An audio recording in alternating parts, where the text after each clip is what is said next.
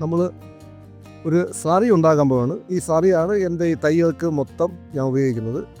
Trichoderma ഇട്ട് 3 മാസം കഴിഞ്ഞ് പിന്നെ സാറി ഒഴിച്ച് അത് കഴിഞ്ഞ് 3 മാസം കഴിഞ്ഞ് ഫിഷാമിൻ ആസിഡ് ഉണ്ടാക്കി അതൊഴിച്ച് ഇങ്ങനെയാണ് നമ്മുടെ ഈ തൈകൾക്ക് ഉപയോഗിക്കുന്നത്. അതിൽ ഒരു കൂട്ടം സാറിയാണ് ഞാനിവിടെ ഉണ്ടാക്കാൻ പോകുന്നത്.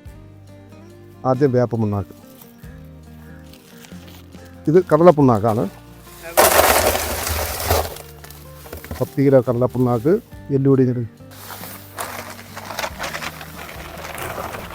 10 കിലോ, വേപ്പും പുണ്ണാക്ക് 10 കിലോ, വേപ്പും പുണ്ണാക്ക് ഇത്ര തന്നെ. ശർക്കര 1 കിലോ.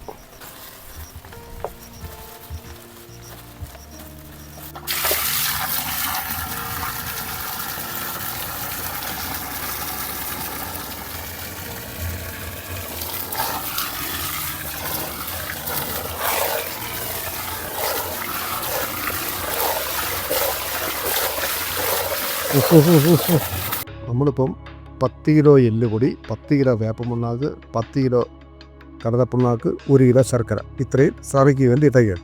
അരട്ടാങ്ക് വെള്ളം, അരട്ടാങ്ക് തികച്ചായിട്ടില്ല, അരട്ടാങ്ക് വെള്ളമാണ് ഒഴിച്ചിരുന്നത്. ഈ അരട്ടാങ്ക് വെള്ളത്തിൽ നമ്മൾ ആദ്യം വലത് വാക്കലാണ്.